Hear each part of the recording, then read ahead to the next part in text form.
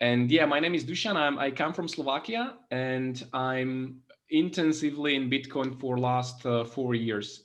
But when people ask me like, when do I get to it or what was my journey, I often tell them like it already began on my primary school, because my dad, when I was about 6 or 7, he brought me into mathematics and showed me the beauty of math. And since then I start to learn math much more, and visiting various competitions. And on the university, I used to teach math for 3 years to various kinds of students, younger ones and older ones as well.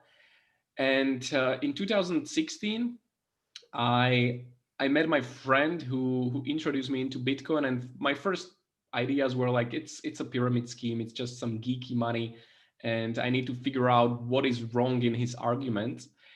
But the more I dig deeper to find where he is wrong, the more I started to figure out, also thanks to my math background, that it's really revolutionary technology, and I fell in love with it. So for the past 4 years, I dedicated my time into teaching people how to use Bitcoin, how to avoid scams and basic mistakes. And the topic I like is busting the basic myth that are in the Bitcoin. So this will be the topic of my today's speech. We're going to be myth busters. So I'm going to share the screen with you right now.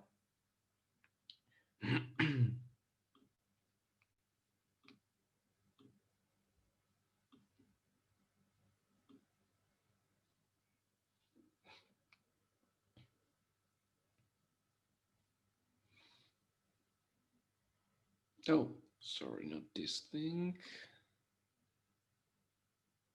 Yeah. Show me thumbs up if you will see the screen, please. Yeah, perfect. Good. So yeah, when I was about 12, I stumbled upon this show. I hope you know this, these two guys on Discovery Channel. And I was really, really happy to just run from my school to home and just to sit in front of TV and start Discovery Channel and watch Mythbusters. What I love about them was how easily, thanks to various experiments, how easily they can bust various misconceptions and myths that were really rooted deep down in our culture or that we believed in.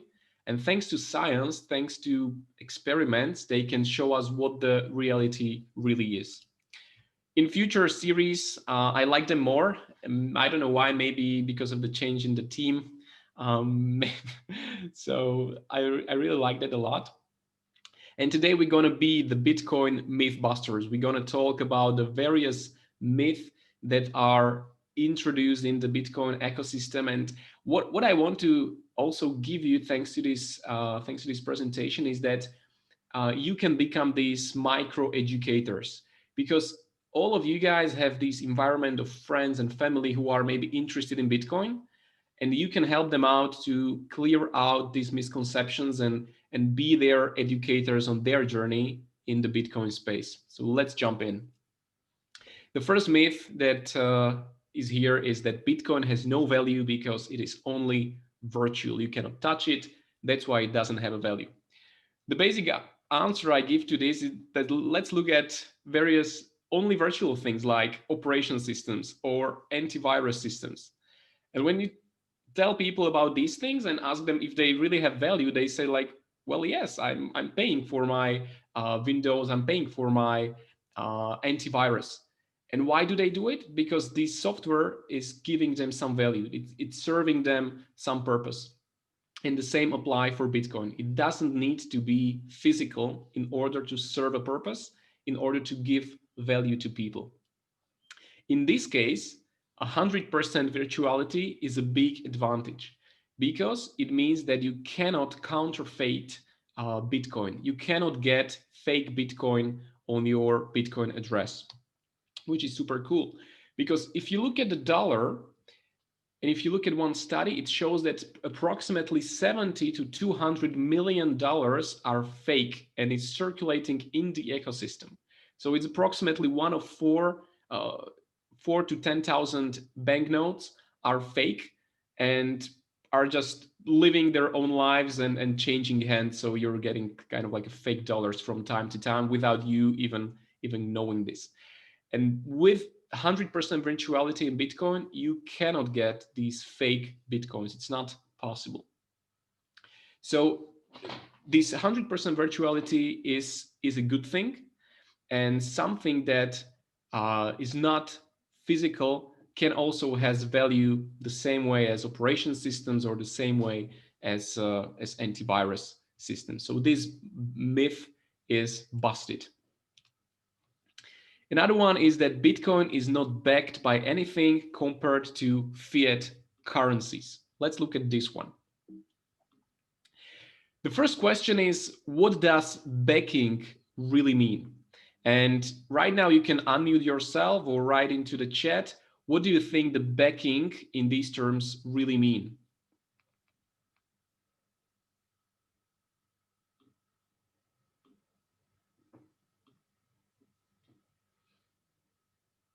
Don't be shy. Well, if you talk about like the US dollar, for example, the Federal Reserve Bank usually holds like an equal value to the notes. So you can say that the dollar is backed by something like either like share papers from a company or something, or anything that adds value. So it's like somebody is kind of promising you that he holds something on the bottom of the asset, right? Yeah. Okay. That's basically we also have something in the chat. Oh, something in the chat. I will just check. So we have, I can read it out loud to you. We have they mean gold. You can have something in exchange for it. Yeah. Right, to get gold for your dollars gold backed. Yeah. Or by society or an institution.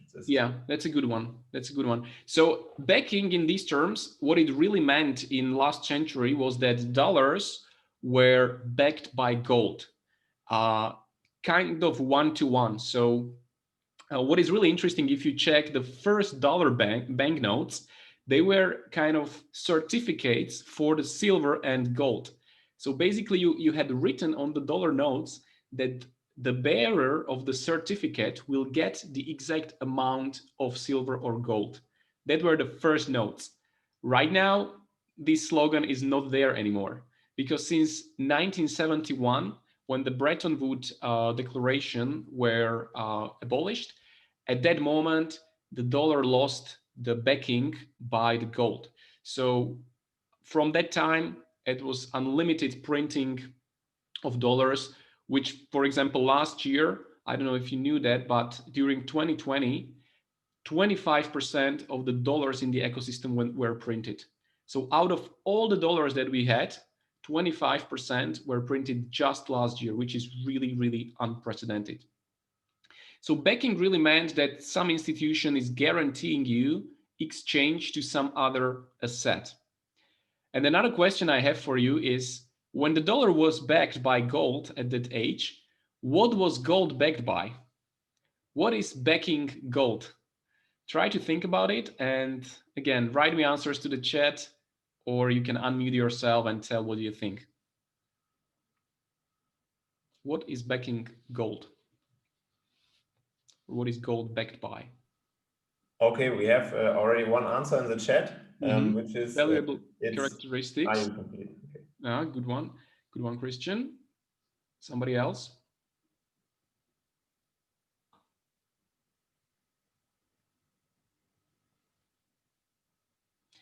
It's kind of a tough question. I used to run this question on my Facebook, and there were like 100 answers varying from each other. Scarcity. Okay, Richard, good one. Good. So the gold, in terms of backing, when we look at it from the same perspective as with the dollars, in the gold, there is no institution that's promising you to change something for the gold. So if you come with your gold to some institution, nobody is guaranteeing you to exchange it for something. You are saying, right, that it has really valuable characteristics. One of it is scarcity. When you look at it, the gold is really backed by the trust of people. Basically, people are trusting in the characteristics of gold. One of them is that it's physically stable. the gold that you mined few thousand years ago has the same characteristics. It didn't degrade that the gold mined 1 year later or last day. So it's not changing in time. Another characteristic that's giving it value is that it's chemically stable, which means that you cannot create gold with combining two other elements. You cannot combine two atoms and create atom or molecule of gold. It's not possible. And that means that we have a scarcity of this. So in the earth crust, there is a limited amount of gold that can be ever mined. And the deeper we go, the more expensive it gets. So right now there is the inflow of gold into the system is approximately 2,500 tons per year. And it's kind of stable for the last few years. But the interesting thing about gold in the earth itself is that if you extract all the gold from the earth core and put it around the globe, it would create a shield of gold that would be about 50 centimeters high. So that much gold is in the earth itself, in the middle, but we never get to that probably. But the interesting thing about that is like the gold doesn't need to be backed by anything in order to have value. It has value because of its characteristics, because of scarcity, physical characteristics, divisibility, and all the other chemical characteristics it has. So no backing is needed for the gold to have value. And Nicholas, buy the dollar. Yeah, yeah, it's even more valuable than the gold. When you look at the fiat currencies, the dollars and euros, some people are saying that these currencies are backed by the debt because basically the currency itself is created with a debt. So the government is promising you that the money that you currently have will be exchanged in future for something else because it has power to control the economy and people need to pay taxes in this currency. So your money will have future value. It's guaranteed or it's set by the government. Some people also say that dollars are backed by the army because that's the last resort. If you don't want to accept dollars, then the police or the army can come and make you accept or pay with dollars. There was a study done by one company that included 775 fiat currencies. What they find out is that out of all these currencies, only 23% are still in ecosystem or still living. All the rest were abolished or they came out of existence because of hyperinflation, because of wars, money reforms, or other form of revolution. The approximate or the average lifespan of a currency was just 27 years. So every 27 years, approximately one of the currencies just disappears or reforms. The longest living currency, the British pound, about 340 years in existence, lost more than 99.5% of its value since the creation of the pound, because the pound was pegged to 1 pound of the silver. And the dollar, since it was disconnected from the gold in 1971, lost more than 87% of value. So these are really, really staggering numbers. And if you check these numbers, you are kind of freaking out like this dog. And what about Bitcoin? Well, the same applies for Bitcoin as for the gold. The Bitcoin is not backed by anything. It's not backed because no institution, nobody is guaranteeing to exchange something else for Bitcoin. But we can say that the Bitcoin is backed by the amount of electricity that is used for mining, for securing the network. Because the price of Bitcoin needs to be at least the amount of electricity that miners are consuming and putting into the ecosystem, which kind of holds up since the beginning of the Bitcoin mining. So we can say approximately that this electricity might be a backing of Bitcoin, but it's not 100%. So when somebody tells you that Bitcoin is not backed by anything, you can answer clearly that, of course, you are right. Bitcoin is not backed by anything.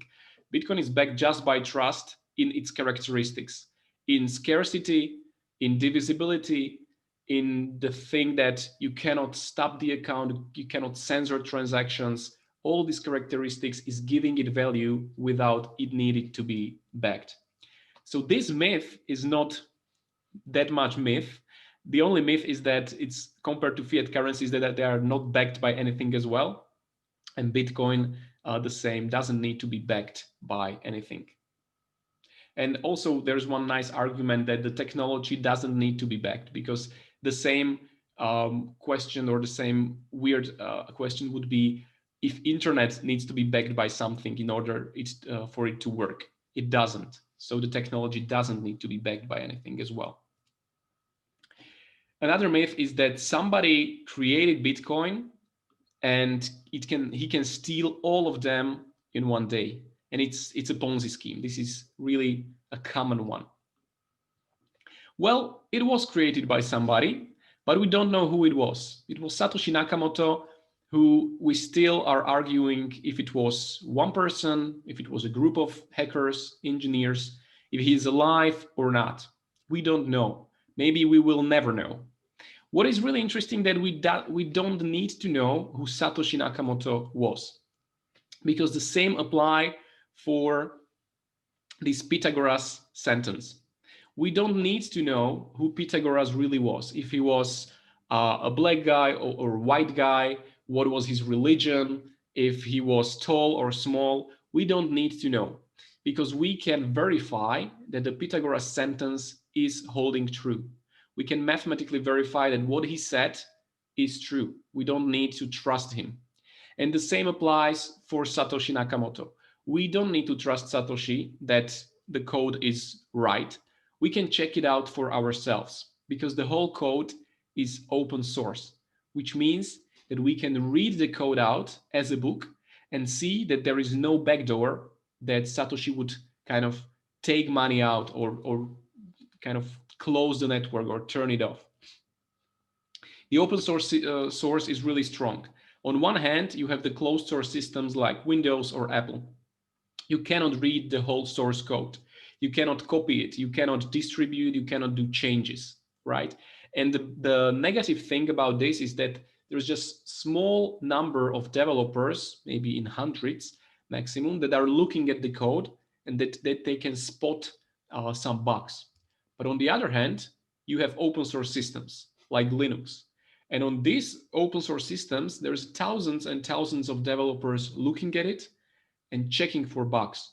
And if they find a bug, it can be really easily and fast changed and protected. With open source systems, you can distribute them, you can do changes, you can do various things with the system that you want. So in terms of security, in terms of redundancy, the Linux systems are much more stable and much less vulnerable. If you check the servers of large companies across the globe, almost all of them are running on Linux distributions because of its security.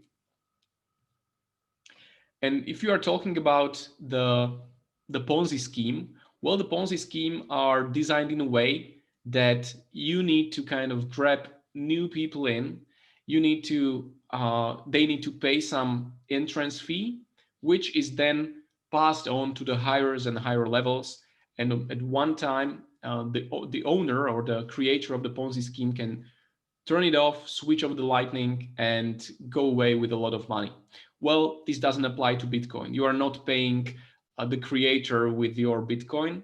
You don't need to pay the people that tell you about Bitcoin some entrance fee. And we can see in the code that there is no backdoor that would allow Satoshi or anybody else to turn off the network or to steal your money. So somebody who created Bitcoin, he can steal all of them one day. It's a Ponzi scheme. This doesn't hold true, and it's a busted myth as well. Another one that is popular, many people think it's true, it's that Bitcoin is anonymous. Well, many people thought that in the era of Silk Road, where you could buy all the drugs, anything, guns, whatever. And if you check the prices down there, that for the high quality cannabis, you pay 3.17 Bitcoin. Well, nowadays that would be pretty expensive stuff. So this is the old days of Bitcoin. Also, thanks to the traceability of Bitcoin, many dealers or many sellers on the Silk Road or other dark markets were tracked down and persecuted, or they were fined. And also Ross Ulbricht, the creator of Silk Road, was put into jail for, I think it was like 2 lifetime sentences plus some years, which is pretty tough. And also Bitcoin addresses helped them to track him down, combined with other mistakes that he did. The truth for Bitcoin is that it's pseudonymous, which means that there is not your name in the whole blockchain database. There is only addresses. You can transparently see which address send money to which address and how much of Bitcoin, but you cannot see who is the owner of that address. You cannot see it explicitly, but there are companies that are trying to get the identities behind these addresses. Thanks to this nature of the Bitcoin blockchain, the traceability and transparency, we can make the Bitcoin rich list. So you can see which addresses hold how many Bitcoins and what is the distribution of Bitcoins across the whole range of addresses. So this is thanks to the nature of the Bitcoin blockchain. And as I said, there are companies like Chainalysis, Elliptic, Blockseer, and various others that sole purpose or sole job is to do the blockchain analysis. Well, there is more than 80 millions invested in these companies, and just Chainalysis market cap is about $1 billion. The US government spent more than $6 million for transaction mapping tools from these companies. And the clients of these companies are these, what I call 3-letter agencies, FBI, DAA, and various others, which want to track down various illegal activities. So you need to be aware that Bitcoin is not anonymous, and you need to be careful what you do with Bitcoin. But there are some various ways how you can enhance and make higher your anonymity and privacy in Bitcoin. First of all, you need to make sure you have a good storage for your Bitcoin. What I recommend, hardware wallets, much safer, and since they are generating for every new coming transactions a new address, it's also a good way how to protect your privacy and not putting all your Bitcoin into one address. This is good for, this is also capable for mobile wallets. So you need to check for HD wallets that can do this thing. What I also recommend is using wallets that support something called coin control, which means that you can precisely select the unspent input into your transaction without kind of clicking the ones that are already maybe from exchanges or various KYC sources where your identity was revealed. So like Electrum or Wasabi wallet that I really recommend. These are really 2 great wallets that you can connect your hardware wallet into, and you can select exact coins that you want to send somewhere. So this is a good privacy and anonymity technique in Bitcoin, coin control. In terms of getting into Bitcoin, buying and selling, what you can use is use Bitcoin ATMs. I'm not so aware how is it with the legislation in Germany, but in Slovakia it's pretty straightforward. It's kind of cheap. For about 2 and 3% you can buy Bitcoin, also anonymously up to 1,000 euros for a transaction. And I know that in various countries the legislation is kind of pressing down on these operators of Bitcoin ATMs, and it's still harder and harder to get anonymous Bitcoin. On the other hand, there is something called the BISC network, which is a decentralized exchange. I really, really recommend it. It's an amazing piece of open source software which connects buyers and sellers and can enable you to buy Bitcoin anonymously without bank knowing that you're buying Bitcoin. It's also Tor protected, so it protects your IP address, and it's a great way how to buy regularly Bitcoin for sometimes even for a discount from the market price. So definitely check it out. Bisq Network, amazing piece of software. What else you can do? You can do something called mixing or a coin join. It's a way how you can make sure that the history of your transactions is blurred and nobody can know like what's the future of your Bitcoin, where it's going to land, and who is the owner of the Bitcoin. So it works in a way that, for example, 100 people put one of their Bitcoins into a mixer, and then they take out again one Bitcoin, but from somebody else, and this connection is lost in the way. So good software for this Bitcoin mixing is Wasabi Wallet. And there is also something called Join Market, which enables you to kind of mix with somebody else who is willing to do the mixing, and you can erase the history of your Bitcoins. There's pretty strong anonymity tools. Quick question. Yeah. When would you use a mixer? I mean, what exactly is the usage of deleting the history? Do you have any examples maybe? For example, if you buy a Bitcoin on a centralized exchange, on Binance, Kraken, and various others, you might want to kind of close the loophole with mixing it, so that nobody the chain analysis or the other blockchain analysis companies cannot know where are you sending your Bitcoins. It doesn't apply only for illegal activities, because it's many times connected to illegality, but many people want to keep their financial privacy with this mixing. So when you value your financial privacy, that is a good way or good argument for mixing your Bitcoin. Sometimes, for example, when you also buy from a decentralized exchange, you don't know the history of that Bitcoin. Well, it might came from black market or whatever, and it might be also useful to mix the history of that coin. What needs to be said as well is that centralized exchanges are pressing down on these coin joins, and when you send them a Bitcoin that is from the coin join directly, they can refuse that and either block your account or send you back the Bitcoin, because their legislation or their AML policies refuse them or don't allow them to kind of accept these Bitcoins. So in future, there will be a strong tendency to censorship of these mixed coins, but only on centralized parties like exchanges or various others. In a decentralized way, I mean in peer-to-peer transactions, no software will kind of tell no to a mixed Bitcoin, because it's a regular Bitcoin as any other one. Mm-hmm. Okay, thank you. Thanks for the question. Well, and in terms of transaction, what you can do to enhance your anonymity and privacy is use Bitcoin Lightning Network. For those of you who don't know what it is, it's a second layer on top of Bitcoin blockchain layer, which enables really instantaneous and fast transactions without high fees, so almost for no fees at all. And they are highly anonymous and irreversible directly when sending.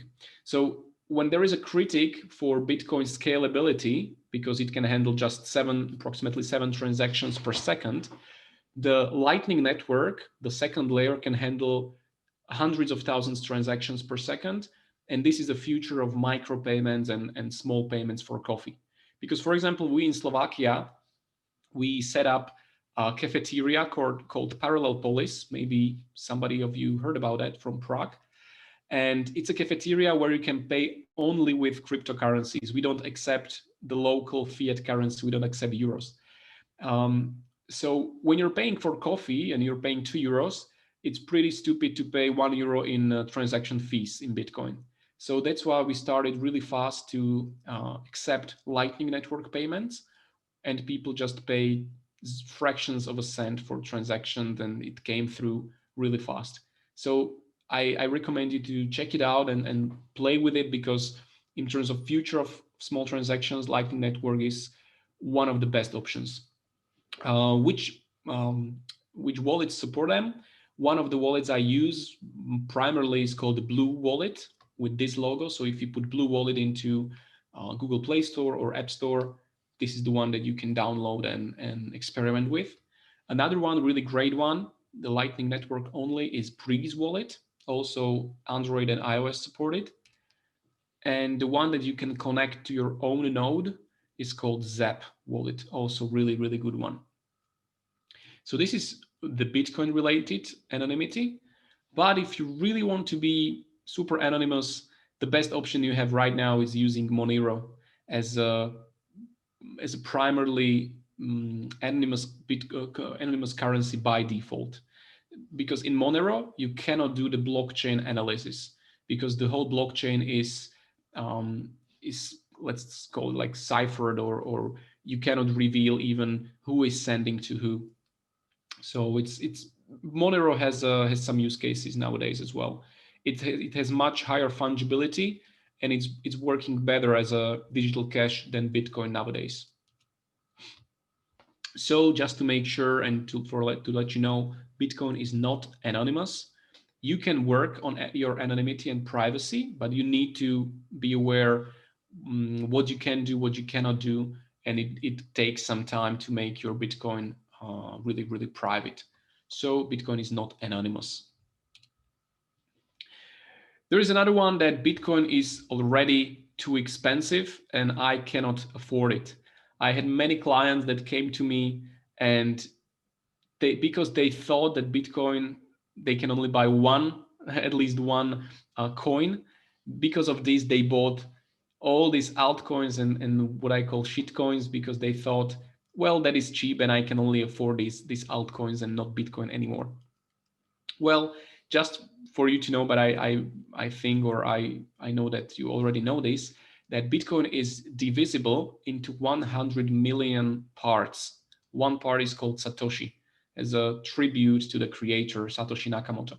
So the same way as Euro has 100 cents, Bitcoin has 100 million Satoshis.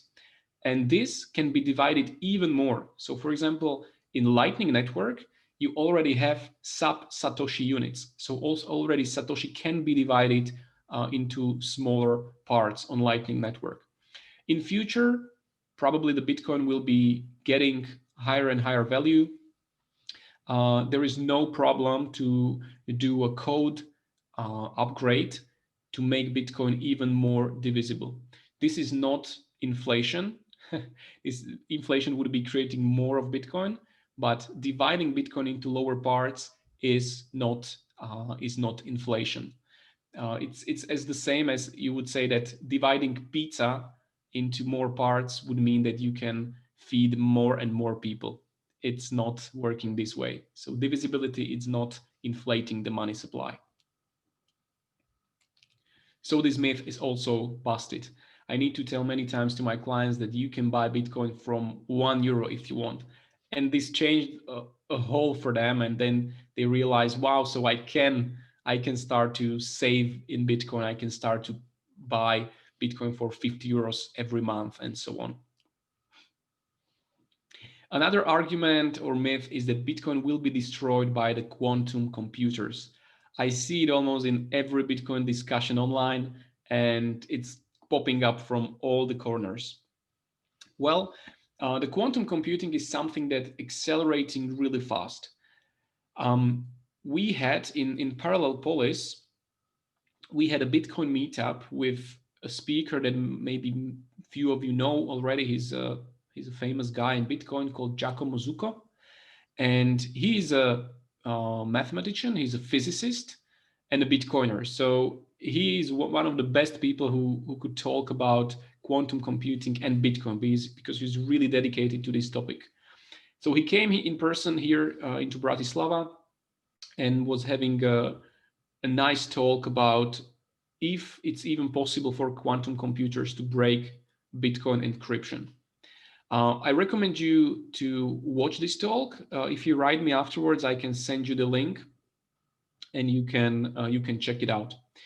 What he told us is that nowadays it's not even physically approved that such a quantum computer can be created to break asymmetric encryption. That's the first thing. So even the advancement is kind of fast. It's not yet even approved that it can be physically possible and physically done, which might change in future years, of course. But in order to hold such a strong quantum computer in one place and all the qubits working, you need much more qubits to hold them together, and low temperatures coming to absolute 0 degrees and so on. So it's pretty difficult. And another thing is that there's already something that's called post-quantum cryptography that is quantum resistant. So when the quantum computing will get such a huge advancement, the Bitcoin can apply quantum resistant cryptography that can resist quantum computers as well. And also, you need to realize that quantum computers can do really limited amount of work, and they are not general purpose computers as we have nowadays. So they are really fast in some things, but not in others. So for example, how you can protect your current Bitcoins against quantum computers is not using the one address multiple times.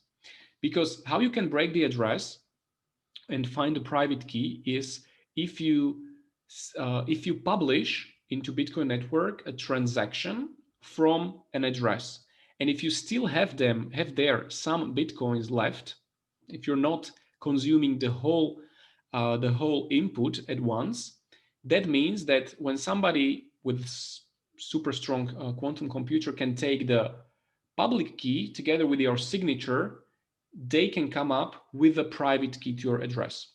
So for this purpose, how to avoid it is spending the inputs at once. So first of all, using for one input just one address, not reusing addresses, and then using coin control like Wasabi Wallet or Electrum Wallet, spending the whole input at once. And by doing this, you are even protecting yourself against future quantum computers, because they cannot break your public key without the signature that's already in the blockchain. So this is a really current protection technique, and even the strongest quantum computers cannot break this, because it's impossible in the nature of how they operate. So even without post-quantum cryptography, you can protect yourself by this simple technique that you can implement. So the quantum computers will not destroy the Bitcoin, because they can only decode some percentage or some parts of Bitcoin encryption, and Bitcoin can evolve with higher encryption standards. So this myth is also busted. Bitcoin is not interesting, but blockchain really is. This is something that in 2017 was all around the internet, and it's still, some companies are thinking that they can solve world issues with blockchain. I really love this image that really nicely puts this topic.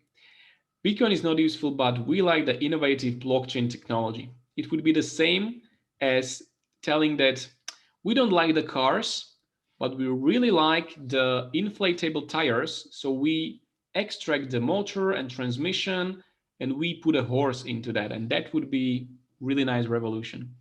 Well, the blockchain is just one part of Bitcoin. The blockchains were here even before Bitcoin. This is something that many people don't know.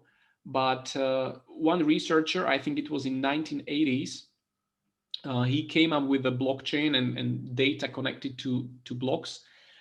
But without the proof of work that Bitcoin implemented, blockchains are pretty useless, because you can you can change data, you can create blockchains easily and copy paste them and do whatever you want with them.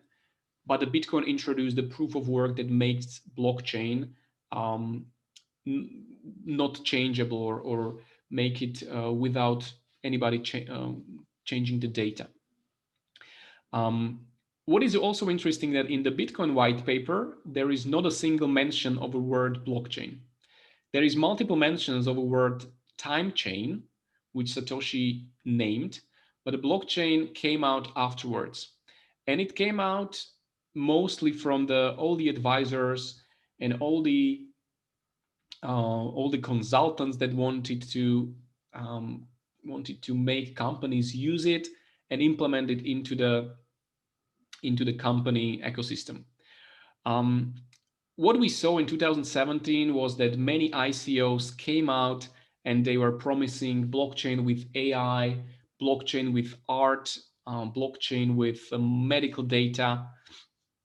But you need to realize that blockchain is really not an effective database.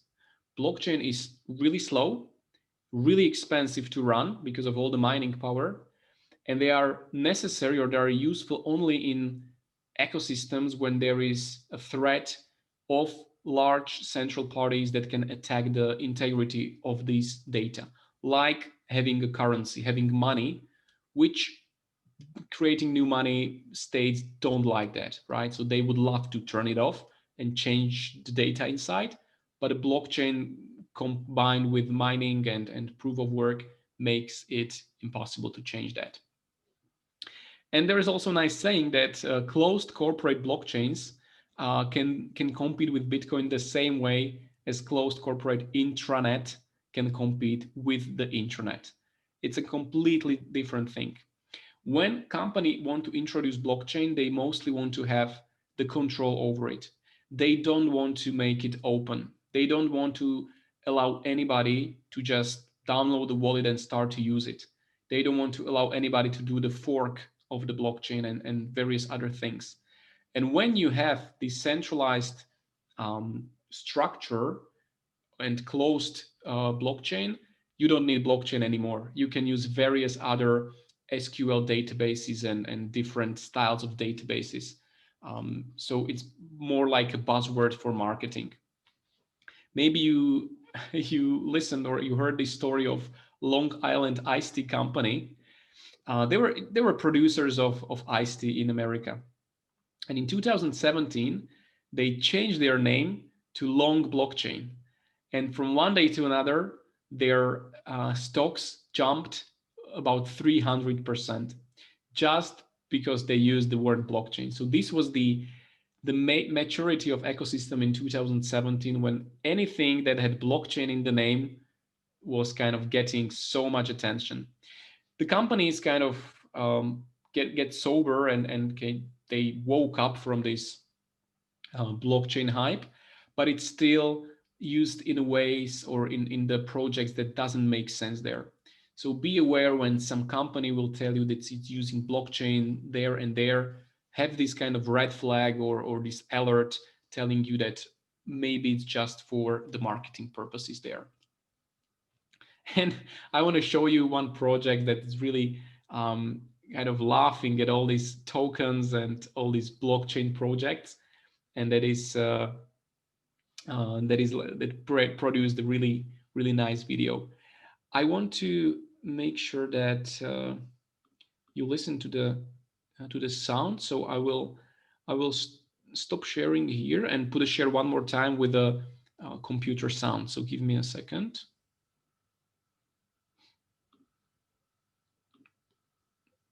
Okay, where is it?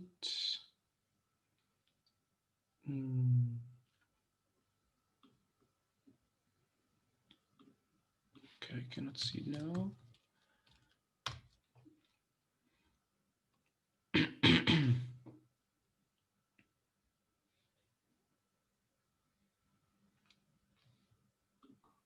Okay, just 1 second. I will find it here. Good. My students are used to wait for me when I search for the right link or the right. Yeah. Okay. Okay. Then I'm happy about No that. stress here. Yeah, but because like the Zoom allows you to share with the screen sounds, that's pretty good. But I forgot to click it when I was sharing, so I would do it one more time here and share sound, optimize for video clips. Yes. Okay. So here it is. And welcome to the future of tokens called the fuck token.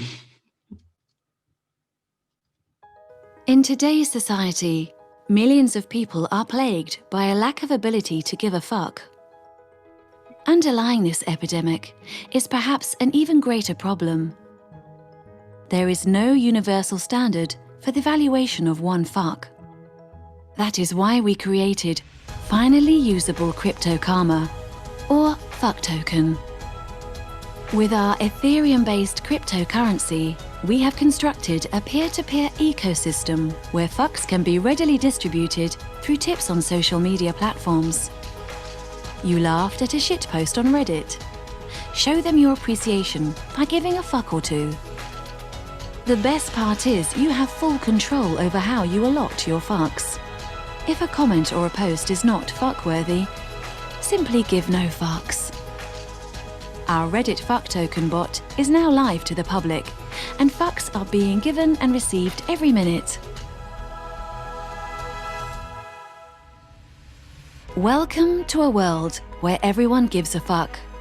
Visit fucktoken.io and start giving a fuck today. I laugh every time when seeing this video. And they made it a joke, and they even raised tens of thousands of dollars for this token. So this was the ecosystem in 2017 and 18. Anything can be put into ICO and can raise a lot of money.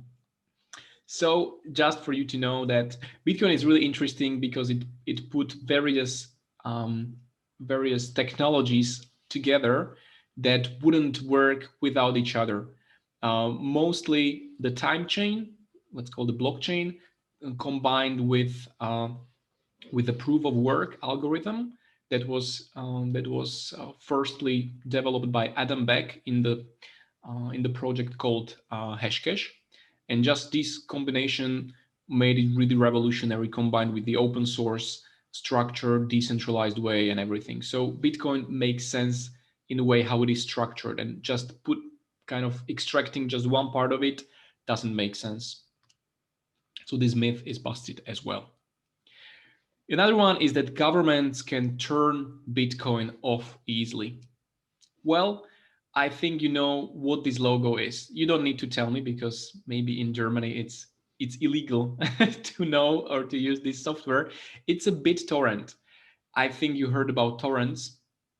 And this is a way how to distribute data, music, movies, and other digital data across the globe in a peer-to-peer way. So BitTorrent was one of the first globally used networks where they don't rely on central servers. There is no server that company or the government can go into and turn it off, because data is distributed from one computer to another. It's just peers, and people are sharing them from their own computers. It's really, really powerful structure that resists attacks and kind of attempts to turn it off. The decentralization is the key concept of Bitcoin, because in a centralized server-based systems, you have one central point, which we call a central point of failure. Because if a server fails, it means that all the computers that connects to it has the wrong data, has bad data and change data and whatever else. So there is just one single point. When you changed it, when you close it or do whatever else with that, you have changed data. But in a decentralized network, in a peer-to-peer network, all the computers are on the same level. All the nodes in the systems there is no hierarchy. There is nobody else above that. So data are distributed across the computers. And in order to close down this network, you need to erase all the computers in the network that use that. It's not like just 50%. You would need to erase all of them, because if only one is left with a history of Bitcoin transactions, you can rebuild the whole network just from one source, from one node.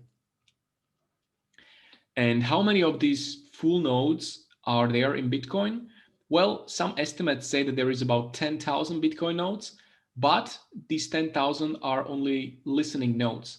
So the whole number of them is more than 100,000. So the governments would need to erase more than 100,000 computers from the network in order to close it down and to destroy Bitcoin. And we already have some of these nodes in space, so we can rely on satellites that are doing these relying of transactions and blocks. So you would need to even delete these satellite-based nodes. So basically, governments cannot turn off the Bitcoin. They can try to censor it, and they will try to do as much as they can with censorship and regulation, but turning it off is impossible for them. I use this analogy with books. So imagine that a government would like to erase any book, like, for example, Bible. They can ban it, they can regulate it, but in order for the Bible to come out of existence, they would need to track down every Bible in the world and burn it, because even from one book, from one Bible, you can rewrite another tens of thousands of copies. So the same applies for Bitcoin. So this myth is also busted. Another one pretty common is that Bitcoin is environmental catastrophe. Well, I had one of these presentations before Christmas, and I found really nice data about the use of electricity in during Christmas. Many people are saying that Bitcoin is a waste of energy. Well, what I call a waste of energy is using lights for Christmas trees. Only in America, during the Christmas season, which stretch approximately for 40 days from the beginning till the complete end, the amount of energy consumed only for the Christmas lights in just in America is in the amount of $174 billion just for electricity. So this is amount of electricity used only for Christmas lights during 45 days just in America. So this is what I call the waste of energy. But saying or speaking about energy, it's not about how we consume it. We can put it into anything. It's about how we produce the energy. And that's where we need to look at in order that we can say that Bitcoin is or is not environmental catastrophe. In terms of energy consumption, it's really huge. Bitcoin consumes almost the same amount of energy as Chile. And when you put it on the scale of countries, it's number 39 in the energy consumption, if it would be a country. It's really important that Bitcoin consumes a lot of energy, because it's a way how to protect the network integrity and how to protect the blockchain database from erasing or changing the data. So it's pretty important. When you look at the hashing power, because this is what consumes the most of energy, the mining process, the hashing power of Bitcoin, almost 60% or 65% comes from China. This was 73% 2 years ago. So the centralization of China mining is slowly coming down, and there is new countries like USA or Canada jumping on the bandwagon of Bitcoin mining. But we need to make sure that, or we need to see that the China is the power, or is the number one player in terms of mining. Why is it that? The reason is that China has pretty low price for electricity for 1 kilowatt hour. So it's really on the lowest numbers combined with India or Mexico or Mongolia or various other countries. China is really low on energy price. In the report, in the Bitcoin, from Bitcoin miners, almost 76% of miners are using renewable energy in their mix. It doesn't mean that 76% of all the mining electricity is from renewables, but 76% miners are using renewables. In 2018, 28% of electricity for mining was from renewable energy, mostly water sources or hydro energy. In 2020, it's more than 39%. So there is a huge tendency in upward trend because the renewable energy is becoming more and more cheap for miners to use. Why is that? In China, you have one of the largest hydropower plants in the world, and they are in remote areas of Sichuan and various others. During the rainy seasons, there is a lot of water just flowing down, and these electricities or these power plants are turned on and they are producing a lot of electricity. But just 20 or 30% of that produced electricity is used in the area because this is the mountain areas and there is not a lot of people living there. And all the other 70% of electricity is just wasted out or put down into the earth. And what these electricity power plants found out, that if they use this spare electricity for Bitcoin mining, they can produce money to repay the power plant sooner. So they can store the electricity in the Bitcoin and then send it on the other part of the globe. So they use Bitcoin as a battery for storing electricity that would otherwise be put out without any use. So Bitcoin is helping them to repay the whole power plant sooner. So in these terms, Bitcoin serves as a value storage for overproduction of energy. And again, if you would compare Bitcoin with the legacy system, which is all the banks combined, with all the employees working in the banks, the energy used for electricity in these buildings where the banks are, the energy used for transferring the cash or gold reserves across the globe from one bank to another. If you put all this legacy system and the electricity that it combines together, it would outperform Bitcoin on a much, much higher level. So it's more than 100 terawatt hours per year. And these are just some optimistic estimates. It's even more from various surveys that were doing that. So Bitcoin is much more lower and can work or can serve almost the same purpose as this legacy system already.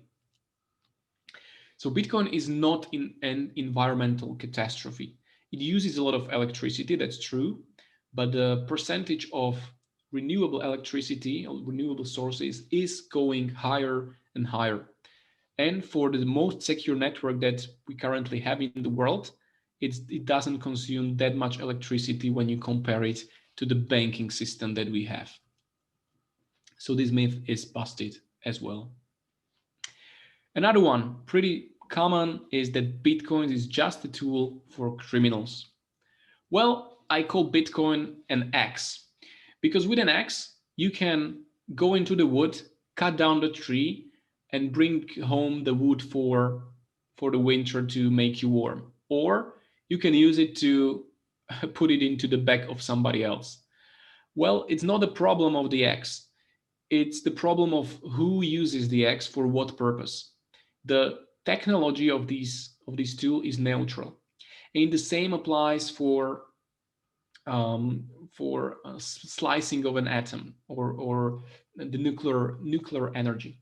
The nuclear energy is neutral technology. You can either use it to create atom bomb, or you can use it in nuclear power plants to create energy for the people. It's not a problem of the technology itself. it's the problem of the moral of the way how you use it by various different people. And Bitcoin is really used for as well for these illegal purposes. What is interesting that in 2012, the number of transactions that the Bitcoin was used for in terms of illegality was about 7%. 7% was for illegal transactions. In 2019, it was less than 1%, and most of that is just for buying drugs, so not for funding terrorism or various really bad stuff. What is also interesting to know is that there is a high demand for competitive advantage in an illegal environment. Anybody who is kind of working in this black or gray zone is trying to get as much competitive advantage as possible. So all the new technology that was introduced during the history of mankind was firstly used by the bad guys. Let's take, for example, cars. In 1911, when the cars were already faster than horses or bicycles, the cars were used for illegal purposes. There were bank robbers who were using cars for robberies. And there are some historical stories where bank robbers were using cars, and the policemen were chasing them on bicycles or horses without success. And even there is one interesting story that one famous bank robber in America sent a handwritten letter to a Ford, directly to a creator of Ford company, to Henry Ford, and he was thanking them for amazing cars that he was producing because it helped them to do multiple bank robberies. So this was really, really interesting, and it was used for these purposes. Also, telephones were used for scams and frauds in the beginning. And internet in the beginning was full of these weird guys and terrorists for kind of better communication with each other and as well. What we can see is that the technologies that were used by criminals are slowly getting into mainstream. And then we forgot that they were even used for criminals as well. And also, if somebody wants to make bad things, the regulations or these signs that no, you cannot use guns here, you cannot do this and you cannot do that, it's not helping at all. If somebody wants to do a bad thing, he finds a way how to do it. And in terms of financing the terrorism worldwide, the dollar cash is still the king. The dollar cash is ruling the financing of terrorism and illegal activities in the world. And yeah, and I will show you right now the video of Timothy C. May. I don't know if you know this guy, but he's a really famous figure in cypherpunk movement. He was the founder or the writer of the Crypto Anarchy Manifesto. And a moderator asked him what he thinks about Bitcoin or these crypto technologies used for illegal activities. And this is his answer, which I really like.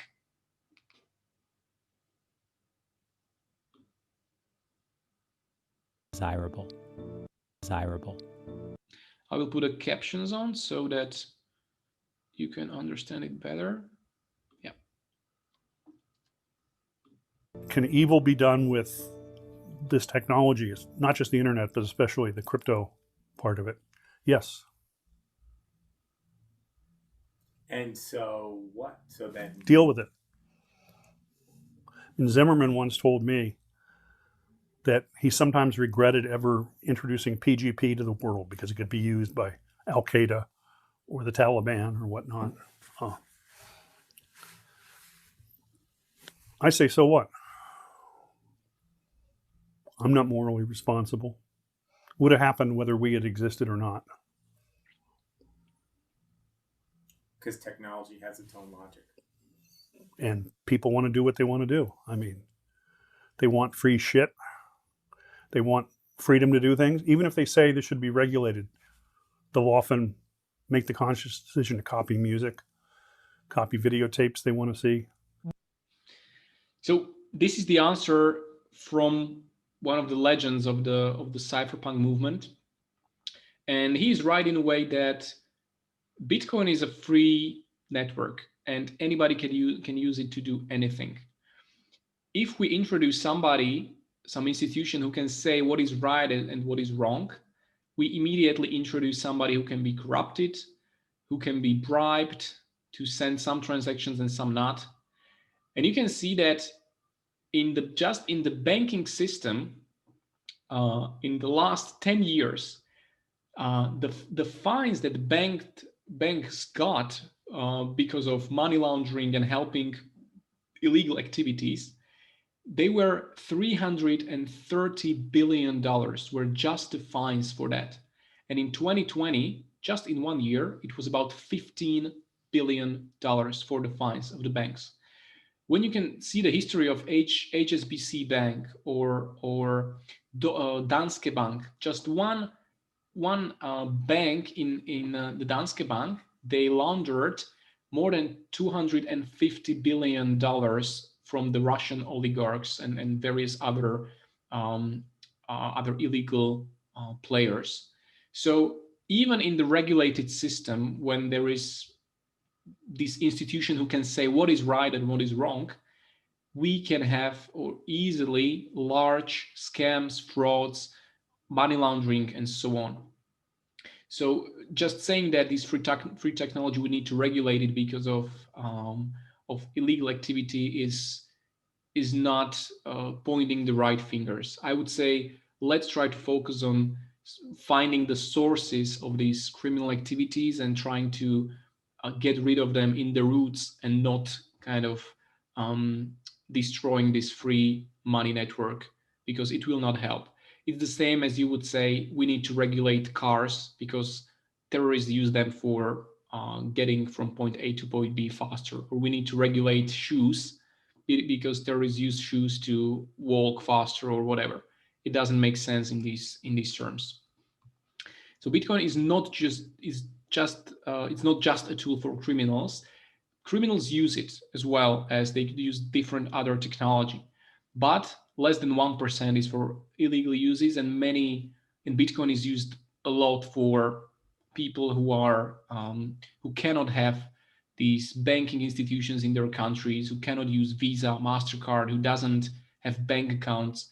So this is the huge power of Bitcoin, that it can bank the unbanked people. And this is what I really see the revolution behind Bitcoin. So it's not just used by criminals, although criminals use it as well. So, ladies and gentlemen, we were doing the Bitcoin myth busting, and we looked at the most common myths that are in the Bitcoin ecosystem. What I wanted to achieve by this talk, as I said in the beginning, was for you to kind of have these arguments in hand, or maybe know what to say when somebody else gives you this argument or tells you about this myth. Because how we can help the whole Bitcoin ecosystem is that all of us think of ourselves as the small Bitcoin micro educators. We are educating our environment, our community, our family and friends, and we can help them out to understand this technology and the beauty of it.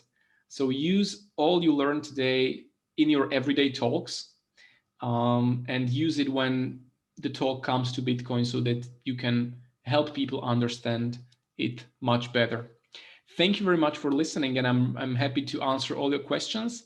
You can check me out on my LinkedIn or Twitter, or write me anything you want, ask me questions, and I would love to help you out on your future Bitcoin journeys. So thank you one more time, and let's now jump into the Q&A part. Perfect. Thank you very much. I highly enjoyed it. Thank you. Very interesting stuff. I see a lot of clapping hands, so I guess also the student enjoyed it.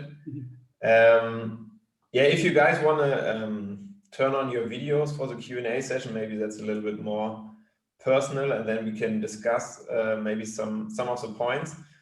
I guess some myths are quite straightforward, and I hope that all of the students already kind of had a feeling for them, while others I think are more complicated. This is like my feel on those myths, and also how to communicate with critique. So I guess like intrinsic value, etc. I think we can all argue why this is not a real problem. However, for example, energy consumption, I think, is a very important topic. And maybe for your information, my students, they need to write an essay as part of their final grade. And one question is, Bitcoin uses too much energy, critical discuss. So quite open. And yeah, I think this is like one topic which I'm also interested in, because yes, it's using a lot of energy. Everybody agrees on that.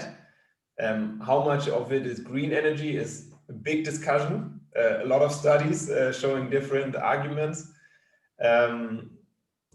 So I don't know. Maybe you want to get into more closer, but maybe also some students have some insights they want to share about the topic of energy consumption. Feel free to like we can discuss this, because there is the huge battle between proof of work and proof of stake, because the proof of stake is in Ethereum 2.0 is using kind of like no energy at all, because it has different algorithm. But there are hidden risks in these proof of stakes that we didn't yet went through, and there is a lot of studies comparing both algorithms in terms of security and things like this. So yeah, we can have discussion about that. Or maybe you heard about, or my question to you as well is, I believe you heard about various other misconceptions about Bitcoin, or maybe other questions that you encounter during your talks with family and friends, and we can discuss them here as well, and maybe find what is right and what is wrong, what is truth and what is false. So feel free to come up with anything that you are interested in, anything you heard about Bitcoin, and we can discuss it, because there is a lot of myth. I managed to put just few of them here, but the list is going on and on.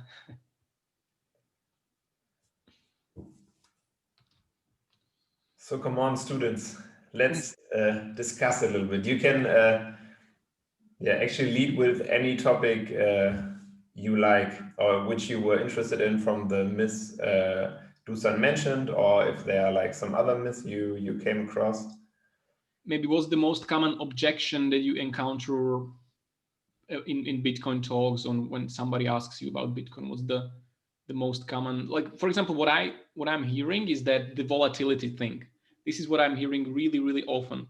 Like, Bitcoin is too volatile to become money, or it's too volatile to serve the purpose of money in future. And I tell them, like, yes, Bitcoin is really volatile nowadays, because it's becoming money. And the road to, or the roadmap to money is a long one and the bumpy one. And since the capitalization is not that big enough, the volatility is still there. So Bitcoin can drop 20% in a day. Well, for us in the Eurozone, it's something that we take as a dangerous thing, because the euro is kind of stable. It's dropping 2, 3, 4% each year, but in terms of during the year, it's kind of stable. But if you look into Venezuela or Zimbabwe, or if you look into Hungary a few years ago, they experienced a huge hyperinflation. And for example, right now in Venezuela, they have Bitcoin as a life raft, because the volatility of 20% a day going up and down is nothing compared to what they had previously, or what they are currently going through.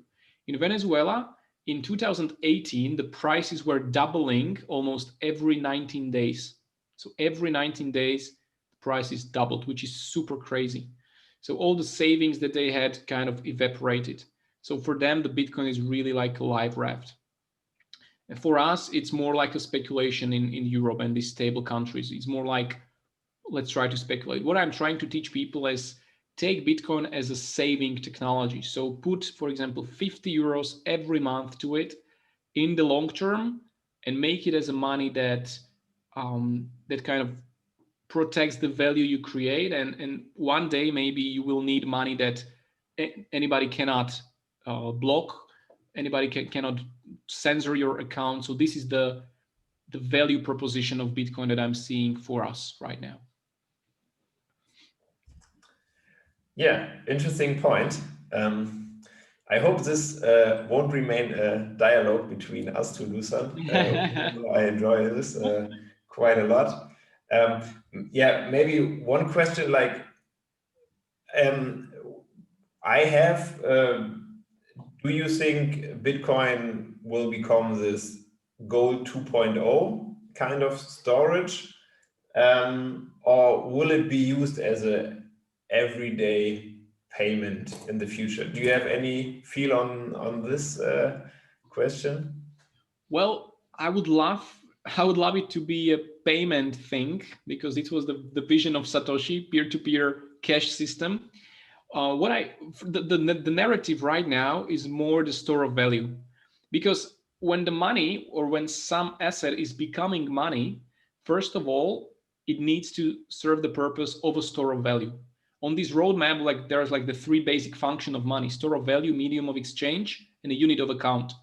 First of all, you need to have a store of value for people to kind of start to save it, start to own it in the long term. Otherwise, they wouldn't store it, right?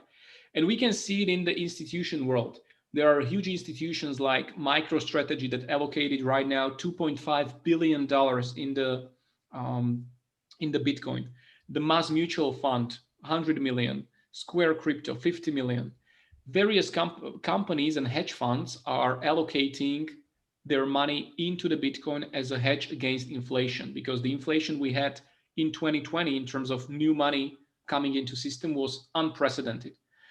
And the narrative is like this. So they think of Bitcoin as a new store of value. And for example, JP Morgan Chase is, or also BlackRock, the largest hedge fund in the world, they are predicting that Bitcoin in upcoming 5 to 10 years can overcome gold in capitalization, because gold has right now about $10 trillion capitalization. Bitcoin, 0.7 trillion. And if the Bitcoin will overcome gold, that would mean about price of $400,000 to $500,000 per Bitcoin, which is kind of crazy. But if you look at it from the perspective of just few companies need to allocate few millions and billions, which is not so big for them, it might happen quite quickly. No investment advice. Yeah, of course. So the trend is there. I mean, like the JP Morgan Chase, their analysts are predicting Bitcoin in 2 years, like 150,000, something like that. And of course, nobody knows what will happen, right? There might be some pretty bad vulnerability in Bitcoin that nobody yet discovered, or vulnerability in the mathematics itself or the encryption itself, and the Bitcoin might completely fail. That might happen. There is some pretty low percentage probability for that. And so first of all, when Bitcoin becomes the store of value and serves the purpose well, the next milestone is becoming this medium of exchange. So people using it as a medium of exchange. For this to happen, people need to first earn the Bitcoin so that they can spend it. Otherwise, they will be just holding it and waiting it to get value. So if the people will not be paid in Bitcoin, they will not spend it. So this will be the next milestone. And then later on, the milestone of unit of account would be that we will think in prices in terms of Satoshis. So we will know that, for example, a bread costs 20 Satoshis, one beer costs 30 Satoshis, and we will have this kind of mindset of counting in Satoshis, because otherwise Bitcoin will not be fully money if we will not think in terms of Bitcoin as a price, right? Right now, when you tell somebody that the beer costs 7 euros, he can tell you, wow, that's pretty too much. Or if you say somebody that the beer costs 50 cents or 1 euro, he says like, wow, that's a pretty good price. So we can mentally compare these euros right now because we live in it, but we cannot know if 22 or 30,000 satoshis is much or not. And up till the moment when we will be thinking in satoshis, up to that moment, Bitcoin will not be fully money. And but I think it's a way to go for another 10 or 15 years. Yeah, I would agree. I would even add on at least 10 to 15 years, if like to that stage, if it's even possible. And if it's, so I guess this is also us looking kind of in the future. Obviously, neither Dusan nor me know like how it's going to play out. Yeah. And I guess there are several scenarios. So maybe it also just will stay like gold 2.0 and won't be used as a payment method, but still as a way to store your value, which is also very important. Or it will take those steps from medium of exchange and then ultimately unit of account. This will be highly interesting to see and to watch. Yeah, it's going to be interesting road. I mean, like nobody knows, but I'm super happy to be alive in this era and just watch such a huge revolution that is happening in the monetary era, because we didn't have something like this from 1970 or even from 1913 when the Fed was created and the fiat currency kind of started to be distributed. So it's pretty interesting narrative, and I like to contribute. I like to watch it because like we can really separate money from the state, which for me would be a huge step towards freedom, towards more fair world, let's call it. And I would love to see that. Yeah, we managed to separate church and the state, so maybe also money and the state. We don't know, but interesting time to be in. This is also what I am trying to tell all of you guys, that you are really in the middle of something which is now developing, and it's not like this kind of game change in the world happens to you like every couple of years. This is like kind of special, and maybe Dusan and me, we were too young when the internet emerged to be like really on the forefront, but now we have the opportunity. Yeah, now we have the opportunity, and so yeah, I'm just like also after this course, and like when you are bored, just listen to some podcasts and just try to educate yourself in these topics, because it's going to be the future will be very interesting with digital currencies in general. So we have the Libra project from Facebook. We have those central banks digital currencies, which are explored by the European Central Bank, by China already in first tests. So there's a lot of things happening, and it's also important to understand how money works. And I know we talked already about the history of money and what money is, but in 2 weeks we will also talk about like how this printing of money really works, because this is not that easy as we maybe get from Twitter. The money printer goes brr, but actually our economy is a little bit more complicated. I will send you a video later which you should watch for just understanding the economy. Then next week we have the essay consultation, and week after we talk a little bit how the fiat printing actually works. So this is just like a preview for the future. But now I would love for you guys to maybe give Dusan some feedback, how you liked it, and maybe also ask him some questions. Let's get a little bit of discussion here. I guess feedback is easy, right? Oh, Richard. Yes, yeah, definitely. So yeah, it was quite interesting presentation overall that you just, with your idea with Mythbusters, I really like that one. And overall, you said that there are still realistic situations where it could fail, but it's just shouldn't, because the idea is great, as you said, with your mathematical approach at the beginning, that you really like maths. I do as well, and it's just when you have the look. And I just talked 3 months ago with a friend of mine who said, you have to invest into Bitcoin, you have to invest. And I said, no, come on, just yeah, it's nothing. There's no system behind it, and completely the same arguments as you presented today. And then I started, okay, looked into the module pool or the course pool of our university and saw the course of Mr. Poost.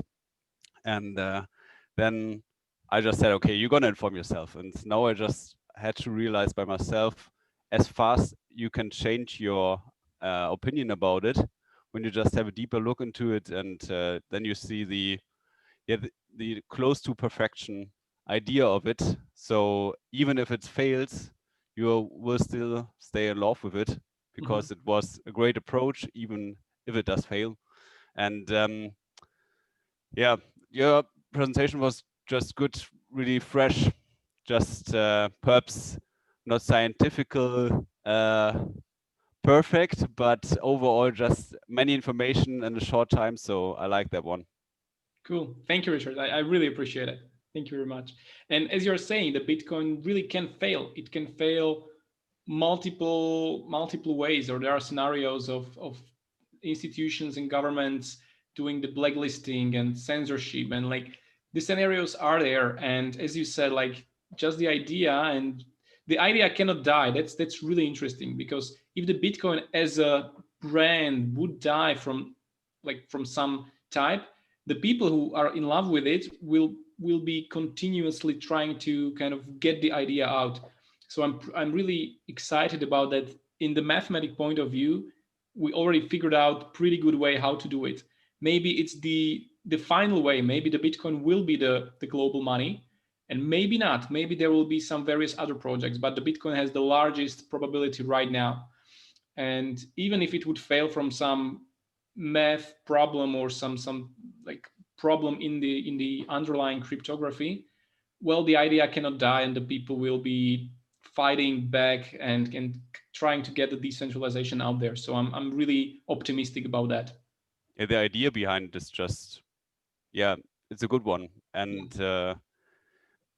I'm studying economics, and overall you always get this input with free market is regulating itself with the equilibrium price and everything. And I think with this theory, you really see at Bitcoin, that's the search for equilibrium price with just all 4 years decreased supply. And as you said, it's gonna take 15, 20, even 25 years, because there's still so much input of supply and change of supply. So it will be what's called fluctual. And so, but at the end it could work. Yeah. But it's still a long way to go, but you can be part of this idea of a revolution, because everyone who is just having a bit brain is realizing who has power will misuse it. And it's such a big system as the bank system, you already saw that there is a big corruption problem. And so, yeah, the idea is good, and we're gonna see if Bitcoin is the solution. Yeah. Really well said, Richard. Thank you very much. What is also been really interesting from the history point of view is that, as you said, when somebody has the power over money, he will misuse it. And we could see it even in the ancient Rome, when they were kind of mixing the silver coins with other metals, and kind of doing the inflation already also in the silver and gold. So the fineness of silver came from like 100% or close to 100% to less than 5% in about 50 or 60 years, which is crazy. And when we see from history that anybody who has power over money will misuse it, then there is like we cannot trust anybody, any government today, that they will keep the money kind of not inflating. Yeah. Yeah, at the end they're gonna be afraid to lose power, but we will see. I think society's stronger than the head of something.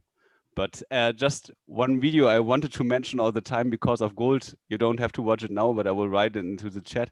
It's really a good one about gold and Bitcoin connection and I will how check it out. gold developed.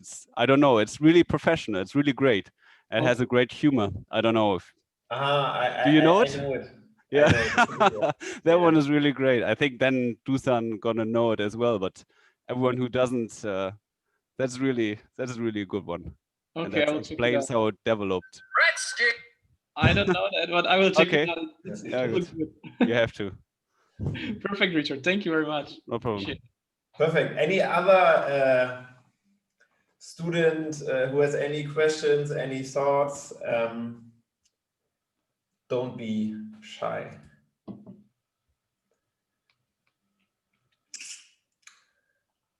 It's like this diffusion of responsibility when you have everybody. It's the problem of decentralization.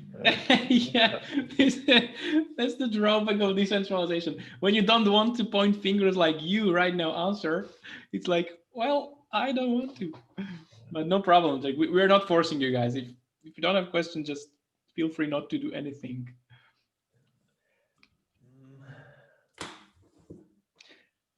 Okay, guys. So yeah, if you don't have any other questions, I think I fulfilled the this presentation. And yeah, if you have any other question that pops up to your mind, would like to ask, feel free to contact me.